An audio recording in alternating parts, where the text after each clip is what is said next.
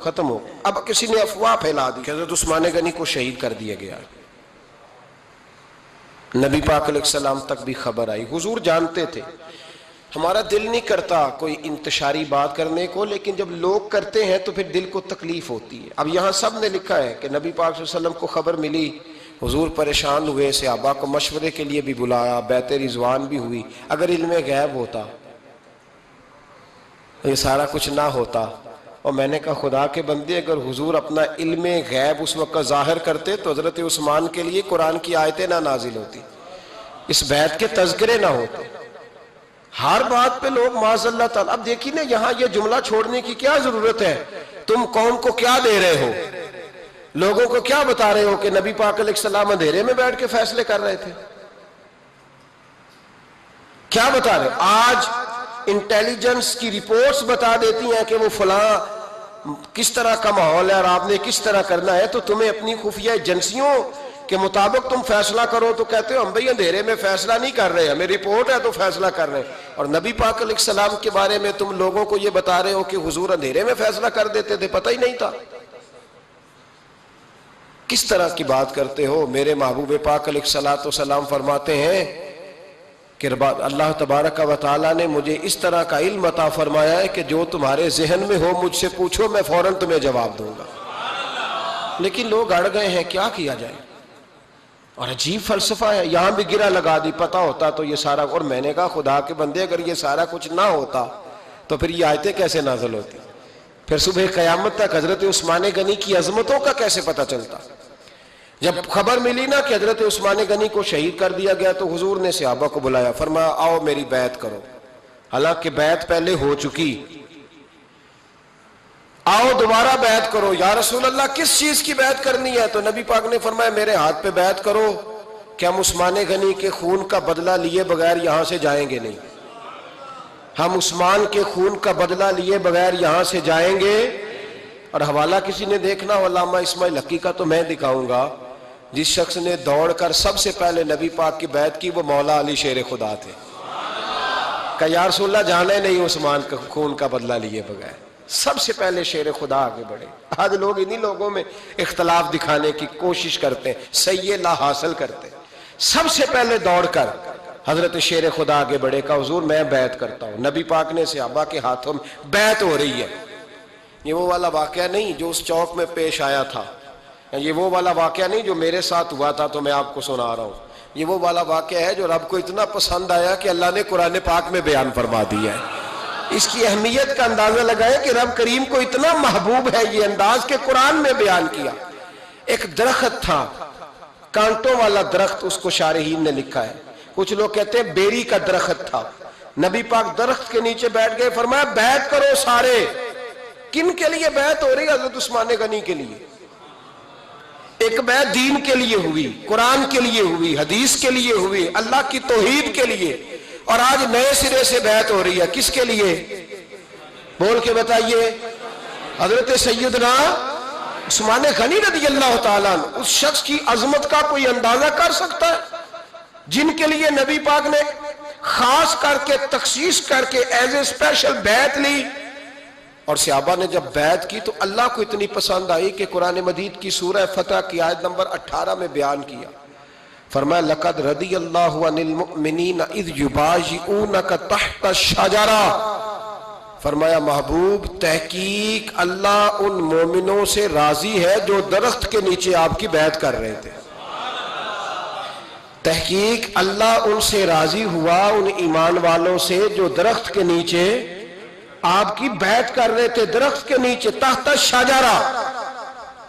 قرآن مجید کے الفاظ اگر آپ غور کریں گے تو آپ کو حضرت عثمان غنی کی عظمت کا پتہ چلے گا اور اس واقعے کی حساسیت کی آپ کو سمجھ آئے گی کہ بیعتیں تو مسجد میں بھی ہوئی لیکن نام لے کے نہیں کہا محبوب جنہوں نے مسجد میں بیعت کی.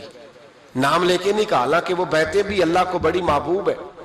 بیعتیں تو میرے بھائی نبی پاک نے بیت اللہ شریف کے پاس بھی کی، مسجد نبوی میں بھی کی، لیکن یہاں نام لے کر کوئی بھول نہ جائے.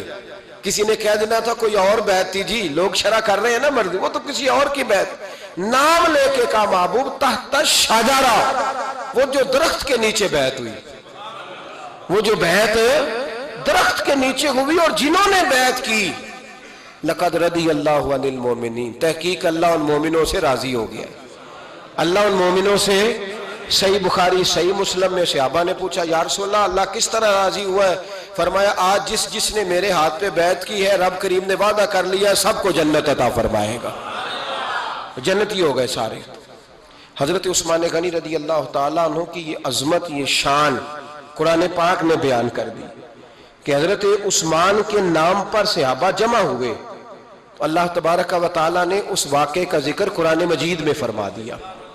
میرے عزیز دوستو، حضرت عثمان غنی کو اللہ نے بڑی شان عطا فرمائی، بڑا مرتبہ دیا. بڑے حسین و جمیل، بڑے خوبصورت آدمی تھے. دیکھو نا کیا شان ہے حضرت عثمان ذی النورین. یہ ذو النورین کا کیا معنی ہے؟ دو نور کون ہے؟ حضور کی دو صاحبزادیاں. اعلیٰ حضرت فرماتے ہیں نور کی سرکار سے پایا دوشالہ نور کا، نور کی سرکار سے پایا دوشالہ نور کا، ہو مبارک تجھ کو ذو النورین جوڑا نور کا. دو نوروں والے حضرت عثمان غنی. ایک بیٹی کا نکاح کیا، وہ وصال کر گئی تو محبوب نے دوسری بیٹی کا بھی نکاح کر دی. کچھ لوگ وہاں بھی منافقین چیم گویاں کرنے لگے، دوسری بیٹی بھی دے دی، دوسری بیٹی بھی دے دی، دوسری بیٹی بھی دے دی.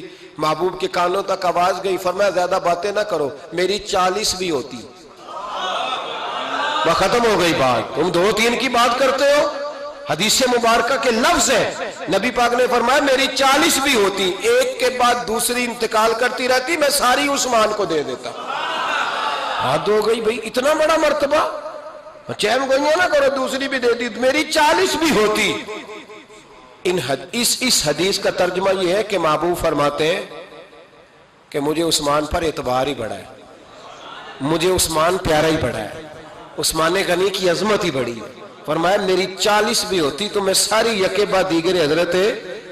حضرت اسامہ بن زید رضی اللہ تعالیٰ عنہ فرماتے ہیں نبی پاک نے اپنی صاحبزادی حضرت رقیہ رضی اللہ تعالیٰ عنہ کا نکاح حضرت عثمان غنی کے ساتھ کیا تو دونوں میاں بیوی پیارے بڑے تھے، حسین و جمیل بڑے. حضرت عثمان بڑے نفیس آدمی تھے، بڑی نفاست تھی. کپڑا سادہ پہنتے تھے لیکن لوگ کہتے ہیں کبھی ہم نے ان کے کپڑوں پہ دھبا نہیں دیکھا، چہرے پر اتنا سا گرد کا نشان نہیں دیکھا. ہمارے ملک میں سب سے زیادہ خرچہ میک اپ کا آتا ہے، پتہ ہے آپ کو؟ جی اب اگلی جو بات کرنی ہے اس پہ اپنے آپ کو وقت کتنا دیتے ہو، سجنے میں، سورنے میں، تیار ہونے میں کتنا وقت لگاتے ہو. فرمانے لگے حضرت عثمان غنی اتنا تو ٹائم ہی نہیں ہے کہ اپنے آپ کو دیا جائے. تو قبر اتنے پیارے کیسے لگتے ہو؟ فرمانے لگے اپنی وجہ سے نہیں لگتا، حضور کی وجہ سے پیارا لگتا.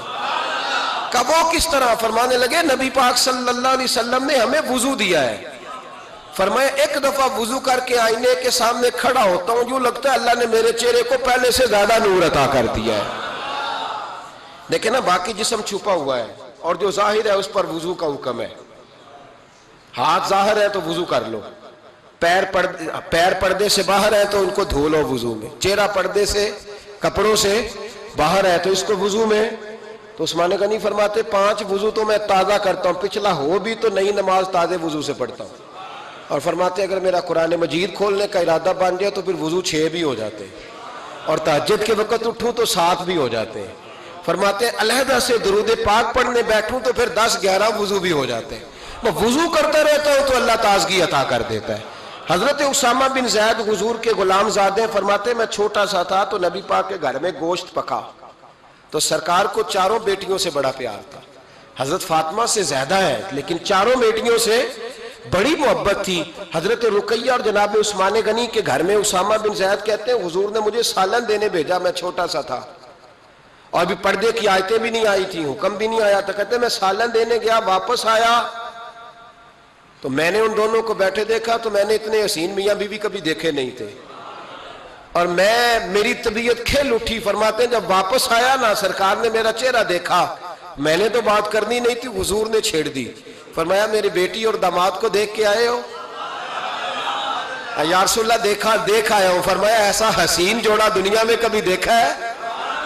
کہا یا رسول اللہ اللہ کی عزت کی قسم کبھی دیکھا ہی نہیں. یہ ظاہری حسن اللہ نے حضرت سیدنا عثمان غنی رضی اللہ تعالیٰ عنہ کو عطا. ایک بات میری یاد رکھنا، حسن ظاہر کا نہیں ہوتا،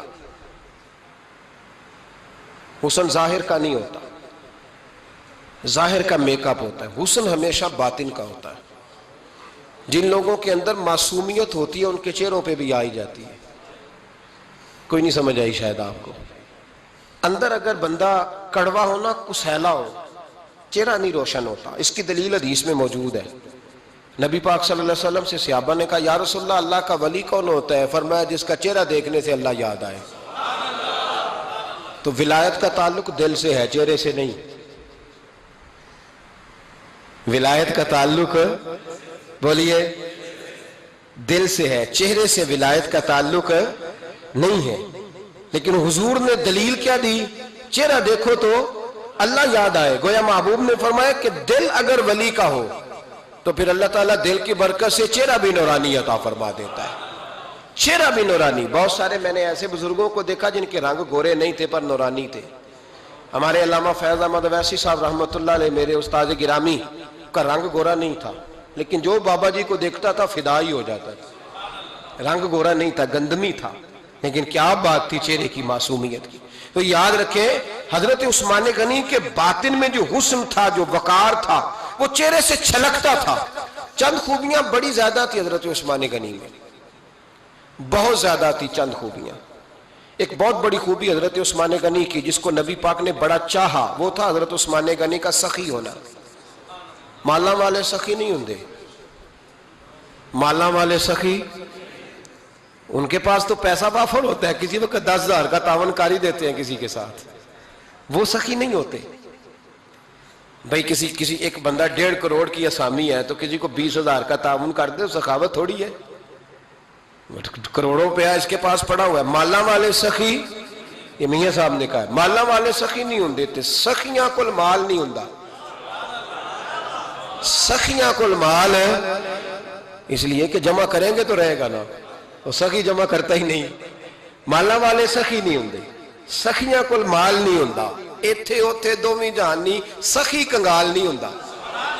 حضرت عثمان غنی رضی اللہ تعالیٰ عنہ فرماتے ہیں کہ جس دن حضور نے تبوک کے لیے جیش اسرا کے لیے اعلان کیا نا، تو حضرت عثمان غنی فرماتے ہیں کہ حضرت ابو بکر صدیق تو سارا مال لے آئے تھے، جناب عمر آدھا لے آئے تھے، مولا علی شیر خدا نے جی کھول کے دیا تھا، لیکن 800 گھوڑے بما پالان کی ضرورت تھی، یعنی 800 فوجیوں کا خرچہ۔ اپنے لفظوں میں بات کر رہا ہوں، فوجی کا خرچہ کیا ہوتا تھا کہ فوجی کا گھوڑا بھی چاہیے، گھوڑے کے ساتھ کجاوا بھی چاہیے، تلوار بھی چاہیے، نیزہ بھی چاہیے، تیر بھی چاہیے، لوہے کی جیکٹ بھی چاہیے۔ حضرت عثمان غنی کہتے ہیں نبی پاک نے اعلان کرنا شروع کیا، ایک دفعہ اعلان کیا تو میں نے کہا حضور 200 فوجی کا خرچہ میرا۔ تو نبی پاک نے دوسری دفعہ اعلان کیا تو کوئی اٹھا ہی نہیں، جنہوں نے دینا تھا وہ تو سارا کچھ پہلے ہی دے چکے تھے، کوئی اٹھا نہیں۔ کہتے مجھے بڑا عجیب لگا کہ میرے مصطفیٰ اعلان کریں۔ حضرت عثمان غنی فرماتے ہیں، شاہ ولی اللہ صاحب نے ازالت الخفا میں لکھا ہے کہ یوں پکڑ کے کہتے ہیں میں نے اپنا نا گریبان پکڑ لیا، عثمان تیرے نبی کو اعلان کرنا پڑ رہا۔ کہتے 1000 فوجی کا خرچہ چاہیے تھا، 1000 کا۔ عثمان کہتے تیسری دفعہ حضور نے اعلان کیا تو کہا یا رسول اللہ 200 اور ڈال لے۔ سنو سخی کس کو کہتے ہیں؟ حضرت عثمان غنی رضی اللہ تعالیٰ عنہ فرماتے ہیں میرے پاس کل خرچہ میرے پاس 800 فوجیوں کا تھا، میں سارا کچھ بھی گھر سے لے آؤں تو 1000 میں پھر بھی پورا نہیں کر سکتا تھا، لیکن جب نبی پاک نے چوتھی دفعہ کہا نا کہ اٹھو بھائی ابھی خرچہ چاہیے، عثمان کہتے ہیں مجھے لگتا تھا میرے گریبان پھٹ جائے گا، یار میرے محبوب کو اعلان کرنا پڑ رہا ہے۔ عثمان غنی فرماتے میں اٹھ کے کھڑا ہوا، میں نے کہا حضور اب آپ نے اعلان نہیں کرنا، آپ 1000 ہی میرے کھاتے میں ڈال دیں، میں سب کا بندوبست کرا دوں گا۔ فرماتے میں نے 200 فوجی کا خرچہ پکڑ دکڑ کے پورا کیا۔ 200 کا خرچہ، غریب اصل میں اللہ سے تجارت نہیں کرتا اس لیے امیر نہیں ہوتا، غریب اللہ سے تجارت کرے نا، اللہ سے اس کے رستے میں 200 دے کے 70 گنا کی امید رکھے یہاں بھی وہاں بھی، پھر امیر ہو جائے۔ یہ تجارت نہیں کرتا، یہ کہتا ہے اللہ کے رستے میں امیر خرچ کریں گے، میری نہیں ڈیوٹی۔ حضرت عثمان غنی کہتے ہیں میرے پاس 800 کا بندوبست تھا، میں نے 1000 کا دیا۔ حضور تشریف لے گئے، فرماتے ہیں جہاد سے جب واپسی ہوئی نا، ایک ایسا سودا تھا جس میں سے مجھے نفع کی امید ہی نہیں تھی، پر اللہ نے مجھے 11 گنا نفع عطا فرمایا۔ مالا والے سخی نہیں ہوں، سخیاں کل مال دیکھیں نا، جنت البقیع وہ والا قبرستان جس میں کوئی دفن ہو جائے تو نبی پاک کی سفارش کا حقدار ہو گیا، وہ والا قبرستان جس کا نام ہی جنت ہے۔ وہاں نا ایک یہودی اپنے جانور باندھا کرتا تھا، تو سرکار ایک دن اس طرف گئے تو واپس آئے، حضرت عثمان غنی قریب کھڑے تھے، نبی کریم صلی اللہ تعالی علیہ وسلم نے فرمایا عثمان اس جگہ کی طرف ذرا چکر لگانا، جگہ بڑی اچھی ہے۔ عثمان غنی گئے، جگہ خرید کے واپس آ گئے۔ حضور نے فرمایا ہوا ہے؟ عرض کی حضور خرید آیا ہوں۔ فرمایا میں نے تو چکر لگانے کا کہا تھا۔ کہا یا رسول اللہ آپ نے یہ بھی تو فرمایا تھا جگہ بڑی اچھی ہے، تو جس کو آپ نے اچھا کہہ دیا یہودی کے پاس تو نہیں نہ رہنی چاہیے، تو میں نے خرید دی۔ شرم نہیں آتی لوگوں کو۔ حضرت عثمان کے بارے میں بات کرتے ہیں، جس قبرستان میں سیدہ پاک بی بی صاحبہ حضرت فاطمہ الزہرا آرام کر رہی ہے، وہ زمین حضرت عثمان نے تحفہ دی ہے۔ حیا نہیں آتی بات کرتے؟ شرم نہیں آتی؟ یہ صدقہ سیدہ فاطمہ کا ہی ہے، انہی کے لیے اللہ نے تحفہ دیا، اور اس کے پیسے حضرت عثمان غنی نے ادا کیے۔ پھر اس قبرستان میں سیدہ پاک نے آرام کیا، پھر اسی قبرستان میں عثمان ابن مسعود نے آرام کیا، پھر اسی قبرستان میں حضرت حلیمہ سعدیہ لیٹی ہوئی ہے، اسی قبرستان کے اندر نبی پاک کی زوجہ سیدہ عائشہ آرام کرتی ہے، پھر اسی زمین پر میرے محبوب کے پیارے نواسے امام حسن آرام فرمائے۔ حضرت عثمان غنی رضی اللہ تعالیٰ عنہ کے بارے میں بات کرتے تیری زبان نہیں کانپتی؟ ان کو بات کرتا ہے جن کے تحفے اہل بیت نبوت نے قبول فرمائے، اور وہاں آرام کرنا انہوں نے پسند کیا، اتنا بڑا جرت بند ہو گیا تو۔ حضرت سیدنا عثمان غنی رضی اللہ تعالیٰ عنہ سخاوت کی تو کمال کر دیا حضرت عثمان غنی، اور پھر ضرورت سے زیادہ پیسے دے کے وہ کنویں کی بات بڑی معروف ہے، میں نے بس اشارہ کرنا ہے، نبی پاک نے بھی اعلان کیا تو بڑا ہی اعلان کر دیا، فرمایا وہ میٹھے پانی کا کنواں ہے، قبضہ یہودی کا ہے، جو بندہ خرید کر وقف کرے گا نا اسے کیا ملے گا؟ تو حضور نے فرمایا میری جیب میں جنت کی ٹکٹ ہے، میں اسے جنت دے دینی، یہ ہے عرض جنت، یہ طیبہ کی زمین ہے، جنت بھی یہی، مال کے جنت بھی یہی ہے، جنت لے لے مجھ سے، لے لے۔ حضرت عثمان غنی گئے، اس کو کہا بھئی کنواں میرے ہاتھ بیچ دے، کنویں کی قیمت تھی 500-700 دینار، تو حضرت عثمان 500-600 دینار کل کنویں کی قیمت تھی۔ جناب عثمان غنی گئے، یہودی کو پتا تھا کہ یہ خریدنا چاہتے ہیں، فرمایا یار یہ کنواں بیچ دو، کہنے لگا نہیں بیچنا، فرمایا قیمت منہ مانگی، کہنے لگا قیمت میری مرضی کی، کہا تمہاری مرضی کی، اپنی اپنی اوقات ہوتی ہے نا قیمت لگانے کی، تمہاری مرضی کی، کہنے لگا میری شرط ہے میں ایک دن کے لیے کنواں دوں گا، ایک دن میں ایک دن آپ، فرمایا یہ بھی منظور ہے، کتنے پیسے؟ اس نے کہا میں 3000 دینار لوں گا، 500-600 کا ہے۔ حضرت عثمان غنی فرمانے لگے تو نے اپنی اوقات کے مطابق 3000 مانگا ہے، میں 40,000 لے کے آیا تھا، اپنی اوقات کے مطابق مانگا، 40,000 دینار میری جیب میں۔ یہودی کہنے لگا عثمان تو تاجر ہے، اور عام تاجر نہیں، عالمی سطح کا تاجر ہے، لوگ تیری تجارت کی مثالیں عرب میں دیتے ہیں، پر 500-600 کا کنواں 40,000، فرمانے لگے مسئلہ کنویں کا نہیں، مسئلہ مصطفیٰ کے فرمان کا ہے، وہ جو حضور کا فرمان پورا کرنا ہے نا اس کے لیے 40,000 تھوڑے ہیں، میرے پاس تھے ہی اتنے جو لے کے آیا ہوں۔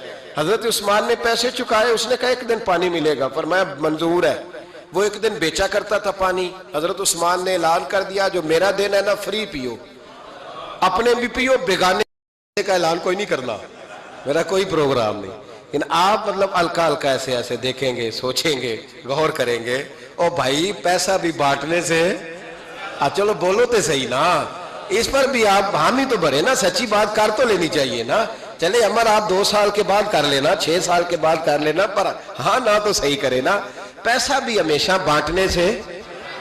ملا رومی رحمت اللہ علیہ فرماتے ہیں کنویں سے سادہ پانی نکل جائے تو تازہ آ جاتا ہے، اور اگر پانی کنویں کے اندر رہے سارا ختم نہ ہو تو باسی ہو جاتا ہے، اس لیے فرمایا کرتے تھے میں اس کنویں سے پانی پیتا ہوں جس پہ رش زیادہ ہوتا ہے، اس لیے کہ وہاں سے پانی ختم ہوتا ہے تو تازہ آتا رہتا ہے۔ فرماتے تو اللہ کے رستے میں سارا خرچ کر دے، اللہ تازے عطا کر دے گا اور پہلے سے زیادہ عطا کر دے گا۔ میرا آپ کا مسئلہ یہ ہے کہ تجارت بندوں کے ساتھ ہے، بندوں کے ساتھ جو تجارت ہے نا، بندے کنجوسی کر جاتے ہیں. بندے کا تو صحیح کام چل جائے تو پارٹنر کو فارغ کر دیتا ہے تو فارغ ہے. اور اگر کبھی کسی کی دکان میں کوئی کرایہ دار اچھا اس کی دکان چل جائے تو مالک کہتا ہے تو جا، اب دکان میں نے خود کھولنی ہے، وہ فارغ کر دیتا ہے. بندوں کا تو مزاج ہے. اور اللہ تبارک و تعالیٰ سے جب تجارت ہوتی ہے نا، میں نے ایسے لوگ دیکھے ہیں جن کے گھروں میں لاکھوں روپیہ ماہانہ آتا ہے، غربت نہیں جاتی.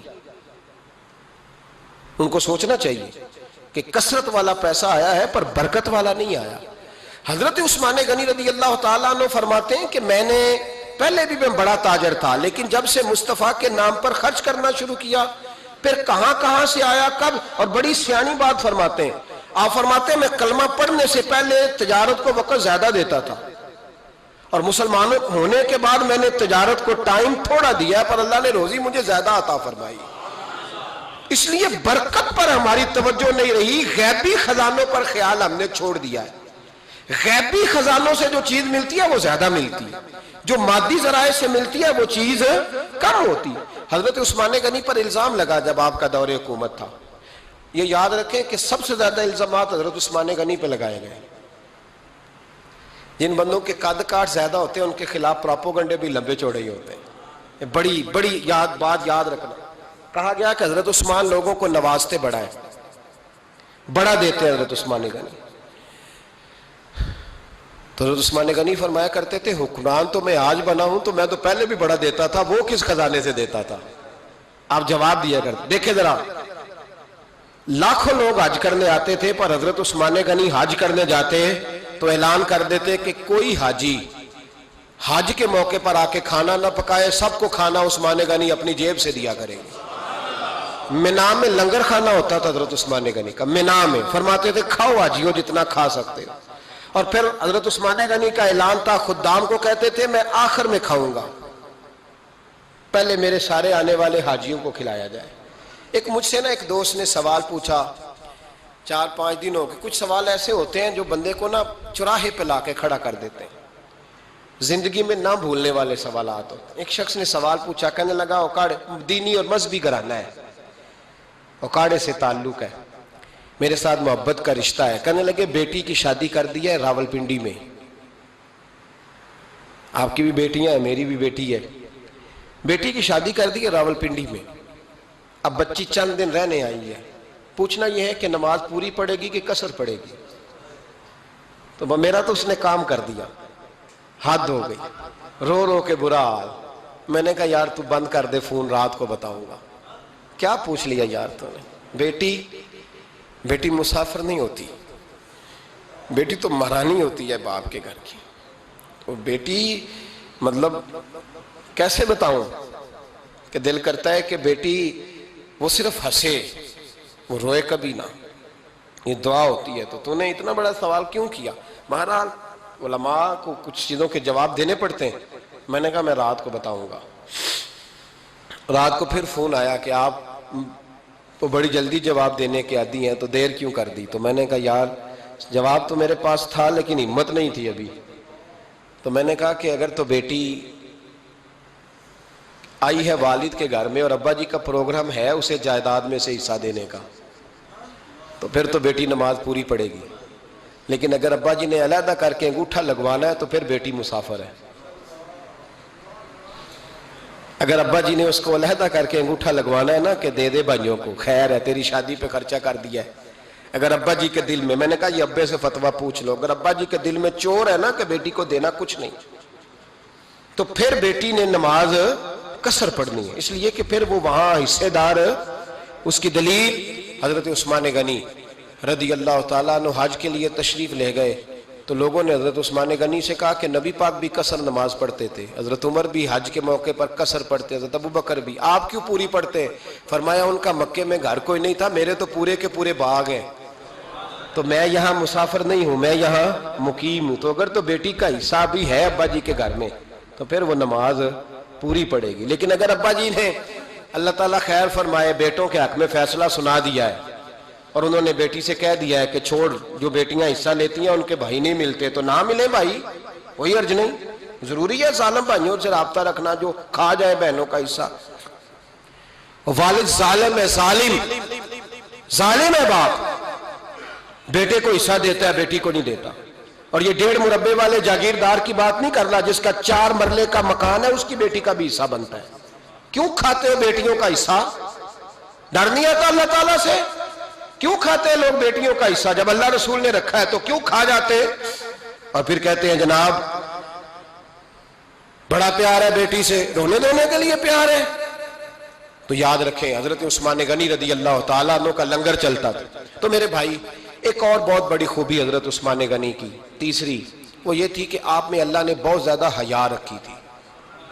نبی پاک صلی اللہ علیہ وسلم آرام فرما رہے تھے, حضور نے تامت مبارک باندھی ہوئی تھی, لیٹے ہوئے تھے سرکار. تو جب آدمی لیٹتے تھے نا, ہمارے بزرگ بھی جب لیٹتے ہیں تو تامت کو سمیٹا کرتے تھے تو گھٹنوں تک آ جاتی تھی. دیکھا نا آپ نے, گھٹنوں تک تامت آ جاتی جب لیٹتے. تو سرکار بھی لیٹے تھے, پردے کی ابھی آیتیں نہیں آئی تھی, دروازے پہ دستک ہوئی. حضرت عائشہ صدیقہ عرض کرنے لگے یا رسول اللہ میرے ابا جان جناب ابو بکر صدیق آئے. حضور نے فرمایا بلا لو. حضرت عائشہ کہتی ہیں وہ آ کے بیٹھ گئے, حضور لیٹے رہے. پھر دستک ہوئی, اب کون ہے؟ کہا سیدنا فاروق اعظم. کہا عائشہ آپ ساتھ والے حجرے میں چلی جاؤ. اماں جی وہاں چلی گئی. تھوڑی دیر کے بعد حضرت عمر آئے, حضور لیٹے رہے. جناب عائشہ کہتی ہیں پھر دستک ہوئی, اب کون ہے؟ فرمایا عثمان غنی. نبی کریم نے فرمایا اسے کہو ذرا ٹھہر جائے. حضرت عثمان ٹھہرے تو حضور اٹھ کے بیٹھے, تہمت مبارک کو ٹھیک کیا, پھر اپنے کرتے مبارک کو سیدھا کیا, پھر دستار کو سیدھا کیا. فرمایا اب بلاؤ عثمان غنی کو. حالانکہ جاہو جلال حضرت عمر کا زیادہ ہے, حالانکہ وقار مقام حضرت صدیق اکبر کا زیادہ ہے. اب بلاؤ عثمان غنی کو. حضرت عثمان غنی رضی اللہ تعالیٰ عنہ آئے, بیٹھے, بات چیت ہوئی, تینوں چلے گئے. حضرت عائشہ صدیقہ کہتی ہے میرے ذہن میں سوال رہ گیا. میں نے عرض کی یا رسول اللہ صلی اللہ تعالیٰ علیہ وسلم وہ 2 لوگ آئے, آپ بیٹھے رہے, عثمان آئے تو آپ نے اہتمام کیا. کیا لفظ ہے, اور لفظوں میں تاثیر ہے, اور جملے 2 کہے نبی پاک نے لیکن کتنا بڑا ان کا مرتبہ بیان کیا. فرمایا عائشہ میں اس شخص سے حیا نہ کروں جس سے اللہ کے فرشتے بھی حیا کرتے ہیں, میں اس سے حیا نہ کروں جس سے اللہ کے فرشتے بھی حیا کرتے ہیں. حضرت عثمان غنی فرمایا کرتے تھے میں نے جب سے حضور کا چہرہ دیکھا ہے دوبارہ پلٹ کے اپنی شرمگاہ بھی کبھی نہیں دیکھی. گویا میں نے اپنی آنکھوں کا وضو نہیں توڑا جب سے حضور کا. فرماتے جب سے یہ ہاتھ نبی پاک کو بیعت کے لیے دیا ہے پھر گندگی میں نہیں جانے دیا میں نے سیدھا ہاتھ. حضرت عثمان غنی فرمایا کرتے تھے میں اپنے گھر کے اندر اپنے غسل خانے میں 4 دیواری کے اندر بھی کپڑوں سمیت غسل کرتا ہوں, مجھے حیا آتی ہے غسل خانے میں بھی کپڑے. اور سنو ایک اور بڑی بات اہم, آپ فرمایا کرتے تھے میری جو محرم عورتیں ہیں نا, محرم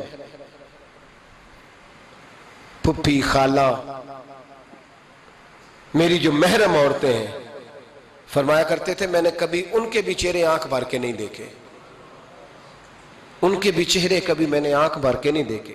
جو میری محرم عورتیں ہیں پھپھی خالہ, فرماتے تھے ان سے بھی جب بات کرتا ہوں تو میں چہرہ جھکا کے.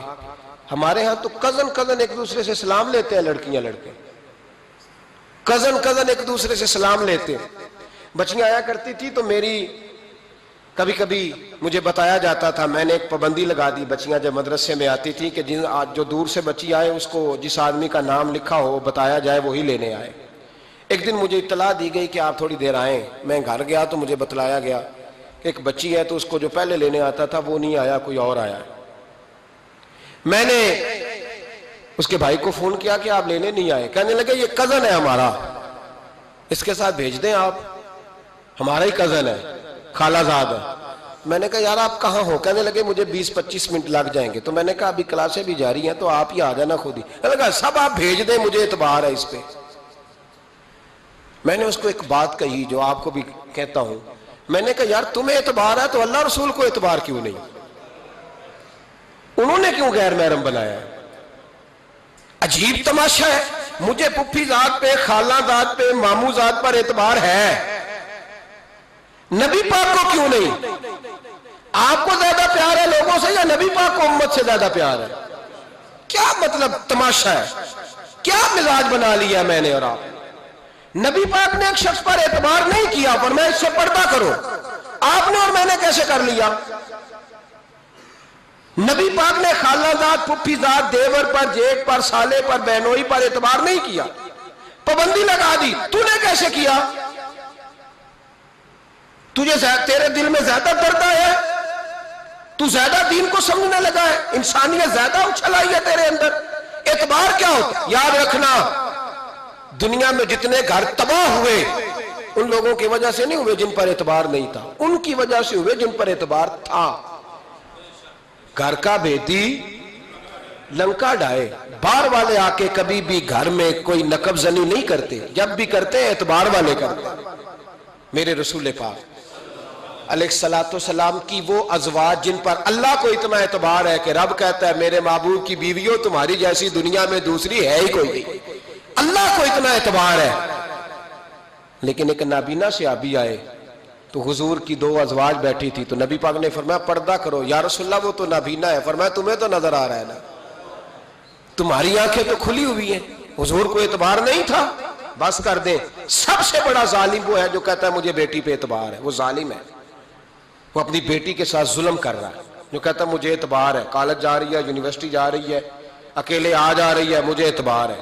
یہ ظلم کر رہا ہے بچی کے ساتھ. وہ تو بچی ہے, اس کا تو ذہن کمزور ہے. ہو سکتا ہے صاف دل ہو, لیکن سامنے جو شیطان چوکوں میں گلیوں میں دائیں بائیں گھوم رہے ہیں وہ تو صاف دل نہیں ہے نا, وہ تو معصوم طبع نہیں ہے نا. تو بعض اوقات بڑے اچھے نفیس بچے بھی شیطانوں کا شکار ہو جاتے ہیں. خدا کا خوف کریں. حضرت عثمان غنی کی زندگی, حضرت عثمان فرماتے ہیں جو محرم عورتیں تھیں ان کی طرف بھی آنکھ بھر کے نہیں دیکھا, اس لیے کہ وہ خاتون ہے, میں مرد ہوں, میری حیا مانی. آج لوگوں کو شوق ہو گیا عورتوں کی مجلس میں دوڑ دوڑ کے جانا, وہاں بیٹھنا, وہاں وقت بتانا. پیرانے عظام کہتے ہیں کہ وہ درویشنیوں کے بیچ بیٹھے ہیں, جی باپ بیٹی ہوتے ہیں, جی مریدنی اور پیر. میں نے کہا کوئی نہیں ہوتے, اس رشتے پر استدلال ہے.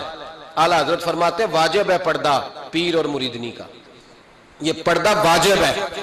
اگر کوئی شخص اس طرح بے پردہ بیعت لے گا, بیچ میں بیٹھے گا, تو اس کا تو مرید ہونا ویسے ہی حرام ہے, جائز ہی نہیں ہے. جو سارا دن تویز دھاگے کے لیے بیٹھا رہے اور بیویوں سے گفتگو کرتا رہے.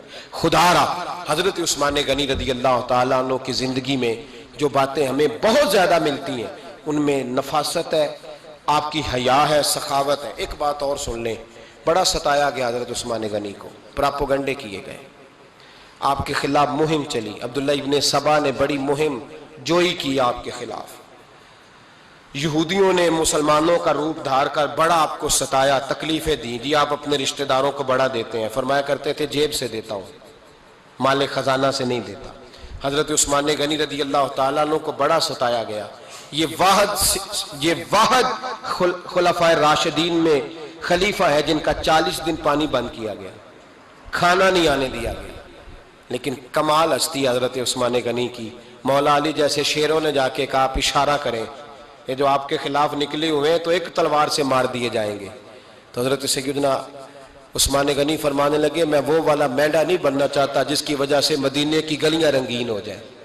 امن کا کہا آپ خلافت چھوڑ دیں. فرمایا حضور نے کہا تھا اللہ تمہیں ایک قمیض پہنائے گا, لوگ اتارنا چاہیں گے, تم نے اتارنی نہیں. صبر سے, حوصلے سے, اطمینان سے. یہ وہ واحد ہستی ہے حضرت عثمان غنی, انہوں نے شہادت قبول کر لی لیکن تلوار نہیں چلنے دی, لوگوں کو ایک دوسرے کے گلے نہیں کاٹنے دی. وہ شخصیت ہے حضرت عثمان غنی کی, لیکن بڑا ستایا گیا, بڑا پراپوگنڈا. مجھے بتائیے اس کے بارے میں اللہ قرآن کی آیتیں نازل کر دے اور جس کے بارے میں مصطفیٰ کریم ایک بار نہیں تین بار جنت کی بشارت عطا کر دے. کوئی بندہ ہمیں تاریخ بتائے, حوالے دے, کہانیاں سنائے, تو ہم اس کی کہانیاں دیکھیں گے یا نبی پاک کا فرمان دیکھیں گے؟ بولیں, جا کے بولیں, جا کے. کسی کہانی پر کبھی بھی کان, بس ایک حدیث میں نے بڑی دفعہ سنائی ہے, پھر سناتا ہوں, ترمذی میں ہے. نبی پاک جنازگاہ تک گئے جنازہ پڑھنے, یا رسول اللہ فلاں آدمی انتقال کر گیا, جنازگاہ تک تشریف لے گئے جنازہ پڑھانے, لیکن جنازگاہ تک پہنچ کر محبوب نے فرمایا اس کا جنازہ نہیں پڑھانا. یا رسول اللہ کیوں؟ فرمایا اس لیے کہ یہ عثمان غنی سے بغض رکھتا تھا, تو حضور تو اس کا جنازہ نہیں پڑھتے. خبردار کسی داستان پہ کان نہ دھریں, عقلیں دوڑاتے پھرتے ہیں لوگ, ایسے ہوا تھا تو ویسے ہوا تھا تو اس نے کہا تھا تو اس نے کہا تھا. ہمیں اس کی نہیں خبر, ہمیں تو مصطفیٰ کا پتہ ہے. جو حضور نے جن کی شان بیان کر دی ان کی شان پر ہم کسی تاریخ کا حوالہ مزید ضرورت محسوس ہے, بس اپنی طبیعت میں سادگی اور صفائی پیدا کریں, سخاوت پیدا کریں، حیا پیدا کریں، یہ حسن ہے۔ اس حسن کو حضرت عثمان غنی نے تقسیم کیا ہے۔ اللہ سمجھنے کی توفیق عطا فرمائے۔ آخر دعوانا